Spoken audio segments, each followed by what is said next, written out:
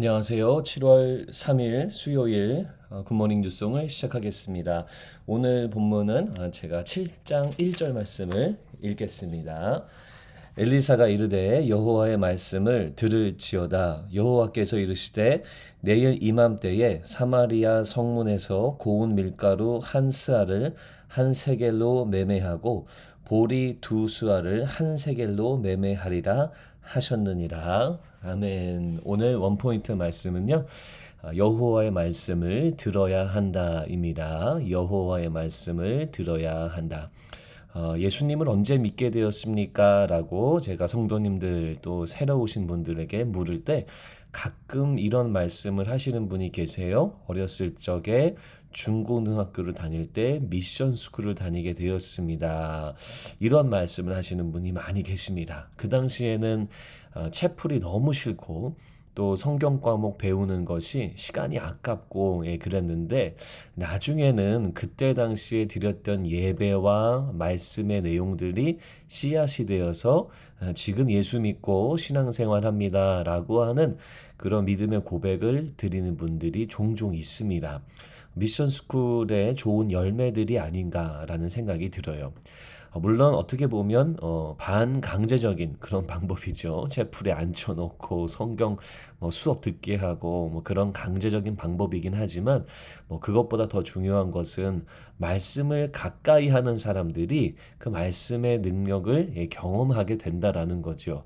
말씀이 마음속에 심겨지고요. 그 심겨진 말씀이 역사해서 열매를 꼭 맺게 되는 것을 우리가 보게 됩니다. 오늘 본문의 배경을 보면은요.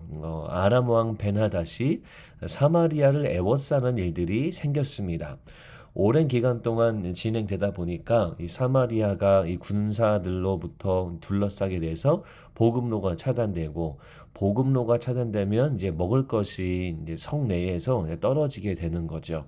안타까운 일이지만 오늘 본문에 보면 자녀들을 먹는 일까지 생긴 그러한 상황이라고 이 성경이 우리 가운데 기록을 하고 있습니다. 이스라엘 왕 여호람은 이러한 이 현재 상황에 굉장히 분노하게 된 겁니다. 백성이 이렇게 고난을 당하고 있는 것에 대해서 분노하는 어떻게 보면 좋은 지도자라고 말을 할 수가 있죠. 가끔 악한 지도자들을 보면 이 백성들이 처한 상황을 무시하거나 자기 배만 채우면 되겠지라고 생각하는 그런 왕이 있는데 이 여호람은 그런 면에서는 좋은 지도자가 아닌가 그렇게 보여집니다. 하지만 여러분 말씀을 벗어나서는 안 된다라는 거예요. 자, 어떤 일이냐면 이것에 대해서 이런 상황에 대해서 분노하면서 엘리사를 죽이려고 한 사람을 보냅니다. 엘리사의 능력이 계속 나타나잖아요. 그래서 이 케이스, 이 스토리에서도 엘리사는 그 사람이 자기를 죽이려고 오는 것을 이미 도착 전에 알고 있었어요. 그러면서 그 사람이 왔을 때 오늘 1절 말씀처럼 이 말씀을 하는 거예요. 여호와의 말씀을 들어라 라는 겁니다. 여러분 당장 내일 상황이 좋아질 거다라고 하는 이 말씀을 들어라라고 엘리사가 선언하고 있는 겁니다. 우리는 모든 상황 중에서 하나님의 말씀을 들어야 됩니다. 말씀이 여러분의 삶의 가장 중심과 기준이 되어야 됩니다. 여호람처럼 분노나 화 이러한 감정은 우리가 충분히 가질 수 있지요. 하지만 그것의 음성을 들으셔서는 안 돼요. 분노의 음성, 화의 음성을 듣고 따라가서는 안 됩니다. 그것으로 결단하고 결정은 안 되고 또 분노한다고 엘리사를 죽이러 보내는 이 여호람의 모습을 우리가 따라서는 안 되는 거죠.